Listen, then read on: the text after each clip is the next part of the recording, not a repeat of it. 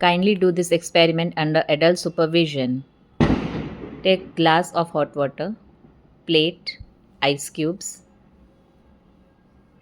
Step 1. Take a half-filled glass of water. Cover it with a plate and wait for 5 minutes. Put some ice cubes on top of the plate and observe.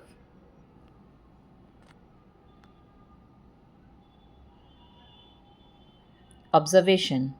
The hot water evaporates and rises in the glass. On coming in contact with a plate of ice cubes, the water cools.